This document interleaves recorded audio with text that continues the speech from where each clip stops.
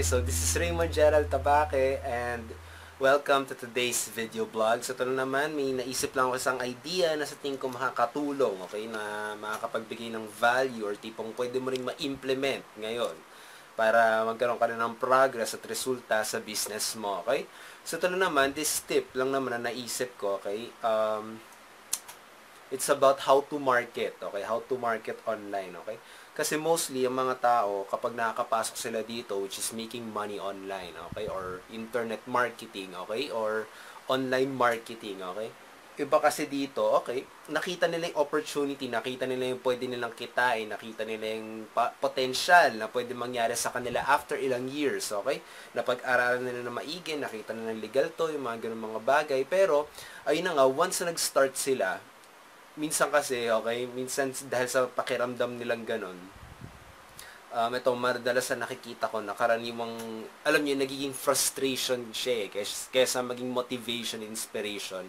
Nagiging frustration siya, lalo na sa mga baguhan pa lang sa industry, which is the online industry or internet industry, okay? So to, pagkapasok lagi ng baguhan na marketer, okay, lagi na lang bibigyan siya ng link, diba? Yung parang ganyan, para i-promote yung product, yung mga ganon. Ang nangyayari dito, sa sobrang excited niya, promote siya ng promote, okay? Promote ng promote. Okay na nangyayari, parang sabihin natin, ilagay lang niya doon, diba? Parang, join now, tapos yung link, okay? Yung ganon. Ngayon, kapag ikaw yung tatanungin ko, tingin mo, sali ka ba doon? Okay, hindi naman, 'di ba? So paano ba? Paano ba mag-market online? Okay? Ito pa isa ring rookie mistake nga, sabi nga. Mostly yung mga tao tingin nila lagi yung business nila, yung company na sinalihan nila, yung business nila, yung product na binibenta nila, okay? Actually, instead na you are your business, yung isang business mo talaga dito is marketing, okay? You have to know how to market online. Isang tip, okay, para makita mo kung paano tong pagma-market online. Isipin mo, parang imagine mo yung mga napapanood mo sa TV, 'di ba? Sa mga commercial, 'di ba? Sa mga commercial nga. Bakit tayo willing, ano ba tawag dito? Tuwang-tuwa tayong manood ng commercial kahit alam mo naman na sisingiling ka naman sa bandang huli. Lalagay yung presyo, buy this, 'di ba? Pero bakit ganun? Tuwang-tuwa ka manood ng commercial, 'di ba? So yun eh. Ibig sabihin, para mag-market online, kailangan meron kang something na ibibigay muna, maybe a story, maybe value, okay? Maybe a tip, okay? Yung mga ganun. At karaniwan kasi mga tao, medyo hindi nila iniisip to, or minsan tinatamad silang gawin ito, okay? Tipong kahit kaya naman nila, tinatamad sila mag-isip kung paano yun, okay? Paano maglagay ng value. Parang sabihin natin, nagbebenta ka ng pampapayat, di ba?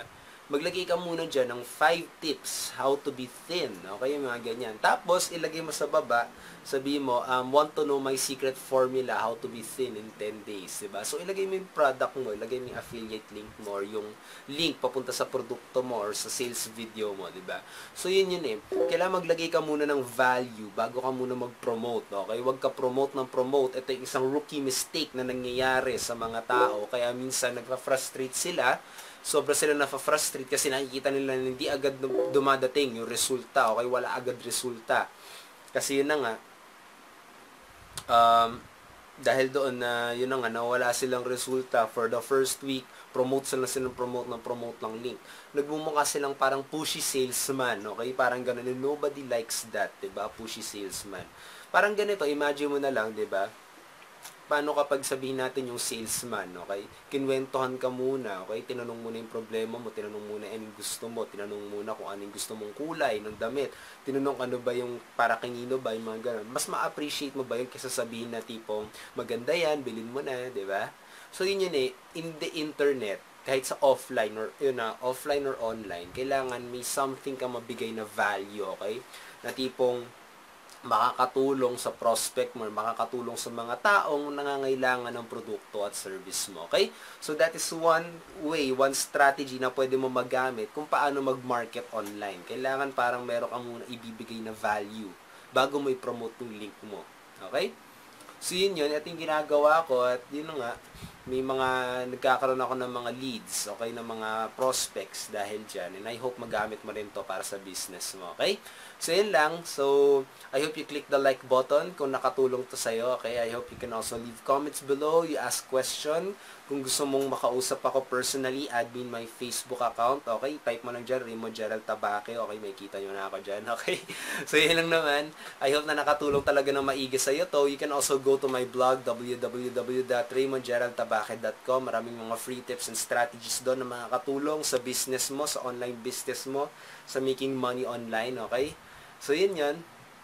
Ano pa ba? You can also subscribe to my YouTube channel, okay? Para kapag may mga naisip pang ideas, ma-inform agad, mapapadalang ka agad sa email para ma-inform ka at saka makatulong din sa business mo, okay? So, once again, this is Raymond Gerald Tabaque. Kita-kits ulit tayo sa next video vlog. Sana nakatulong talaga ng maigi to. Keep on learning and success will truly follow you. Kayang-kaya mo yan, okay? You can do this, okay? This is the best industry in the world. Time freedom, financial freedom.